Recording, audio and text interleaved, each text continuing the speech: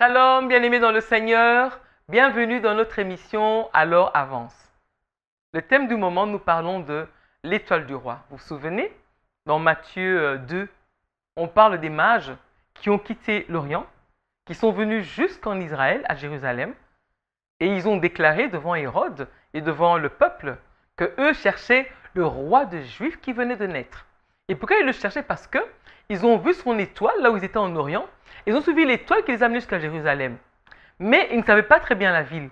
Alors ils ont commencé à poser des questions et la ville était dans l'émoi. Un roi de Juifs vient de naître. Mais nous, on est ici et c'est Hérode qui est le numéro un. Qu'est-ce qui se passe? Peut-être que d'autres Juifs ont paniqué, je ne sais pas. Parce qu'à l'époque, si vous mettez quelqu'un devant, c'était très chaud avec la hiérarchie. Et Hérode lui-même a dit, ah bon, il y a un roi des Juifs qui vient de naître. Il a fait appeler les prêtres qui ont dit, mais dites un peu où il devait naître. Alors, ils ont consulté les livres qu'ils avaient. Ils ont dit, non, non, normalement, il doit naître à Bethléem. Alors, les mages, quand ils se sont retirés, dès qu'ils sont retirés d'Hérode, directement, ils ont vu encore l'étoile. Et ils ont continué jusqu'à Bethléem. Et là, ils sont arrivés à la maison. À la maison, ils ont vu Jésus. Vous pouvez lire ça dans Matthieu 2, c'est tellement édifiant. Et lisez verset par verset. Il y a des perles qui sont cachées dedans. Et arrivés là-bas, ils ont vu Jésus qui était là avec ses parents, avec Marie, avec Joseph. Et ils ont offert les cadeaux qu'ils avaient amenés. Alors, moi, ce qui nous édifie dans ce texte-là, dans Matthieu 2, je pense que dès le départ, nous lisons de 1 jusqu'à 21. Mais je sais qu'on a pris de 1 à 2, après on a pris de 9 jusqu'à 12, plutôt, excusez-moi.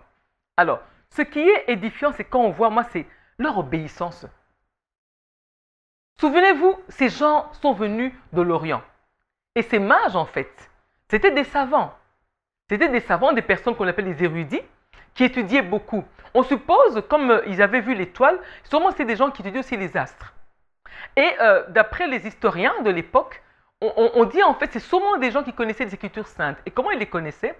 N'oubliez pas qu'Israël, à l'époque, les Juifs étaient revenus de déportation. Donc ils étaient partis à l'époque. Ils sont partis avec tous les rouleaux précieux, ils sont partis avec tout. Et ça s'est dispersé partout. Donc on peut dire la diaspora juive qui était là partout. Partout où ils étaient, ils avaient des rouleaux. Et on suppose, on ne sait pas, d'autres disent que c'est peut-être des restants des Juifs, d'autres disent que c'est peut-être d'autres, mais ils ont été en contact avec cette parole. C'est ça qui est le plus important. Et en contact avec la parole, ils ont appris à connaître ce Dieu-là. Et on suppose qu'ils ont reçu une révélation divine qui leur a fait lever les yeux pour dire « Regardez l'étoile de mon fils ». Et voilà. Maintenant, c'est leur obéissance qui est très édifiante. Vous voyez le contraste? On a la nation juive, on a les prêtres, on a tout le monde qui sont là. Jésus vient de naître. Les bergers, on suppose que quand on leur a demandé la nuit par un ange, allez vite voir le Fils de Dieu du Très-Haut vient de naître, ils ont chanté, ils sont partis. On suppose qu'ils ont peut-être dû donner un détail à côté, mais personne n'a réagi. Et on voit maintenant des mages venus de loin, mais ils disent, mais on est venu pour l'adorer. Donc, eux savaient que ce Dieu-là, on doit l'adorer. Mais maintenant, c'est leur obéissance. Ils ont quitté leur contrée lointaine.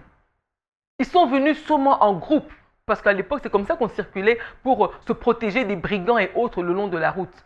Ils ont traversé plusieurs contrées. Ils ont obéi à la voix du Très-Haut. C'est merveilleux. Bien aimé, l'obéissance, c'est quelque chose de si précieux pour qu'on puisse avancer dans notre marche chrétienne. L'obéissance, il ne faut jamais minimiser ces choses-là. Ils ont obéi à Dieu. Comme ils ont obéi à Dieu, ils ont vu les fruits. C'est parmi les premiers qui sont venus qui ont adoré Dieu. Ils ont adoré le Fils du Très-Haut. Ils l'ont vu. Et puis après, divinement avertis, ils sont repartis par un autre chemin. Hérode n'a pas pu mettre la main sur eux. Ils ont obéi. Bien aimé, qu'est-ce qu'on fait avec l'obéissance dans la vie de chaque jour? Est-ce qu'on fait yo-yo avec? On se dit, bon, j'obéis un peu, j'obéis à moitié, j'obéis, mais bon, pas aujourd'hui, j'obéis, mais bon, peut-être demain, on verra bien. Bon, Dieu a dit ça, mais on commence un peu à négocier avec l'obéissance et après on tombe dans d'autres choses. Bien aimé, chez Dieu, oui c'est oui, non c'est non. Chez Dieu, il n'y a pas de mi-chemin, ça n'existe pas. Et on doit comprendre cela et être ferme avec l'obéissance.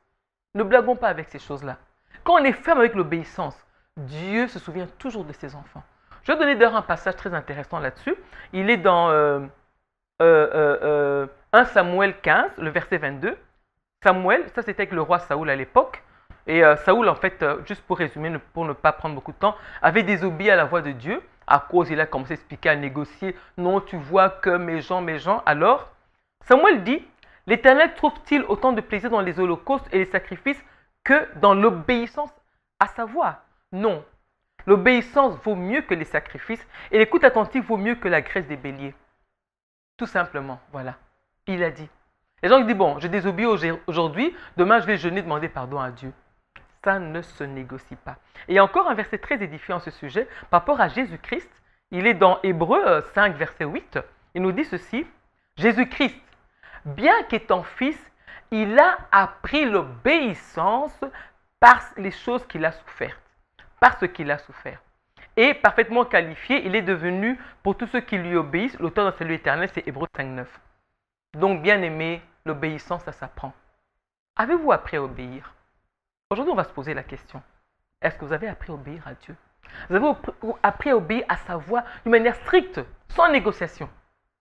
Si on ne l'a pas fait, c'est le moment de le faire. Et si on le fait déjà, alors persévérons. Et là, nous allons mieux avancer. Que Dieu nous bénisse et qu'on n'oublie pas, obéissons à sa voix et faisons-lui confiance. Merci beaucoup.